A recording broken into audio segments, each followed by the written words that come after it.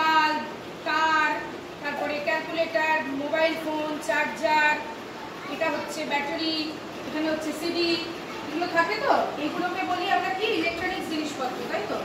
এইগুলো যদি কোনো জায়গায় আমাদের বাড়ির উপরে জমে থাকে তো আমাদের বাড়িতে অনেক জায়গায় পুরোনো জিনিসপত্র জমে থাকে, তার থেকে অনেক রকম দূষিত পদার্থ থেকে আমাদের শরীর খারাপ হতে পারে। ওই জন্য আমাদের কি করতে হবে, সেগুলো ওখান থেকে হাটিয়ে ফেলতে হবে।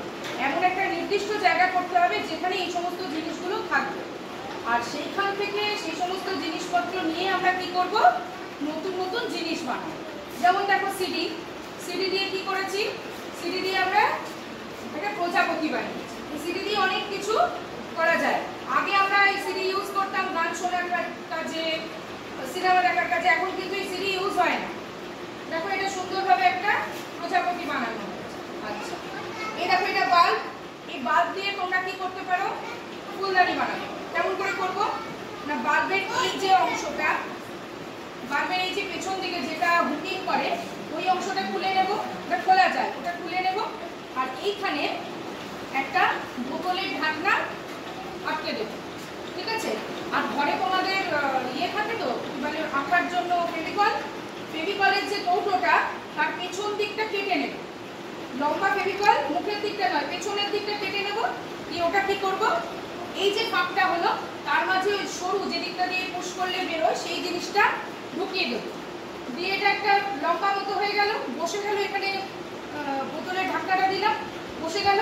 এরপর ওটা তোমরা রং করে সুন্দর করে তোমার জড়ি লাগিয়ে সুন্দর করে একটা ব্যবহার করতে পারবে।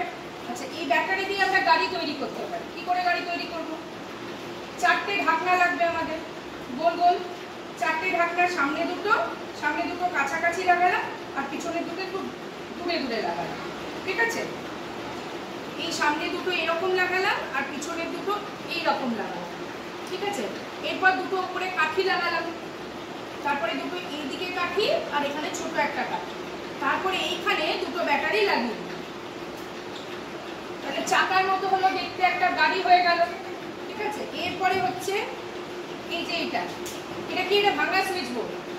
এটাকে আমরা কোনো পেপার দিয়ে র্যাপিং করে বাস বানাতে পারি, বা যে কোনো জিনিস বানাতে পারি, বা এখানটা কেটে দিলাম, দিয়ে কোনো জিনিস রাখার জন্য ব্যবহার করতে পারি, ঠিক আছে? ক্যালকুলেটর বা কম্পিউটারের মনিটর, কম্পিউটারের যে কিবোর্ডটা, সেটা আমরা অনেকভাবে ব্যবহার করতে পারি। কিভাবে ব্যবহার করতে পারি না, একটা যেমন ধরো যে কোনো জলের বোতল বা চৌকো শেপের কোনো খাপ, সেটাকে আমরা মাথার উপর থেকে কেটে দিলাম। এত বড় হলো ওটাকে মাঝখান থেকে কেটে দিলাম, এই ছোট হলো। এবার তার গায়ে এইগুলো খোলা যায়, কম্পিউটারের যে কিবোর্ড সেগুলোর যে কিগুলো সেগুলোও খোলা যায়, এইগুলোও খোলা যায়। এগুলো খুলে খুলে বার করে দিলাম, দিয়ে চারদিকে ওটাকে পেস্টিং করে দিলাম ওই চৌকো ইয়েটার মধ্যে। যেমন ধর এই জিনিসটা আছে তো, এরকমই চৌকো হলো। এবার এইটা হাফ করে দিলাম, দিয়ে এইদিকে চারিদিকে আমরা ওটা পেস্টিং করে দিলাম। তাহলে কি হলো, মাঝখানটা ফাঁকা হলো আর চারিদিকটা থাকলো, ওরকম আটকে দিলাম, দেখতে সুন্দর হলো। এবার ওটা আমরা পেন স্ট্যান্ড হিসেবে ব্যবহার করতে পারি।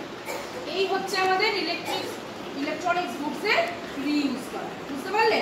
এরপর থেকে বাড়িতে যা ইলেকট্রনিক্স গুডস হবে সব এদিক ওদিক ছড়িয়ে ফেলে রেখো না, কোথায় রাখবো, একটা নির্দিষ্ট জায়গা, একটা জায়গা করবে। একটা ঘরের মধ্যে ধরো একটা ডাস্টবিন টাইপের করলে তার মধ্যে ঢুকিয়ে রেখে